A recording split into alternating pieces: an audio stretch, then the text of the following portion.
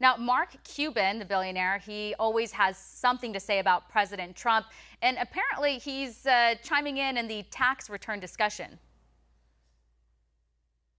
Mark Cuban had a lot to say during his visit here to Washington, D.C.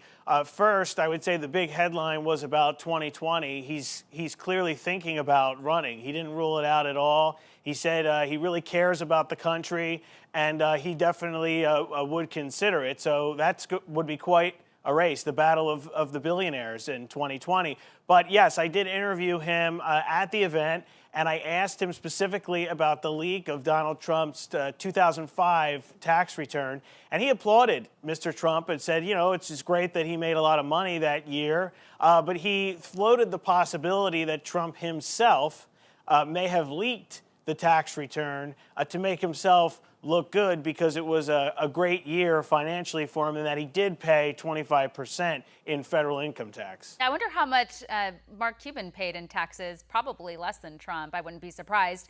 And, you know, again, even if I think it's a ridiculous suggestion to say that Trump leaked his own taxes, but for Rachel Maddow to, you know, have this information and still think it's a big deal and tease it as a big deal really hurts her credibility.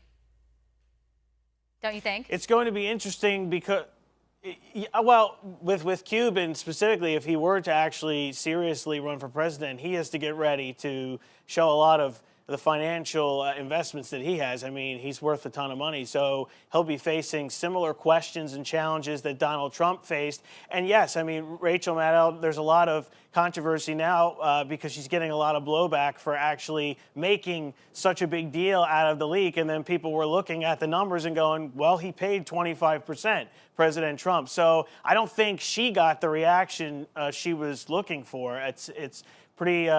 It's amazing to see kind of why it was teased like that when he paid 25%. Well, it's MSNBC and it's Rachel Maddow, so I'm not really all that surprised. I would put that in the fake news category.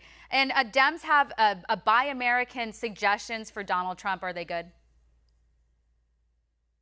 Well, they have some suggestions, but they say that President Trump is not responding, that the White House is not responding. That was a specific executive orders that Senator Chris Murphy had put forward, and he said they're not responding to these Buy American proposals. But what's interesting is they are, the Senate Democrats, this group that held this conference call that I covered, they are upset that he's not following through on his promise to have the Keystone Pipeline built with American steel.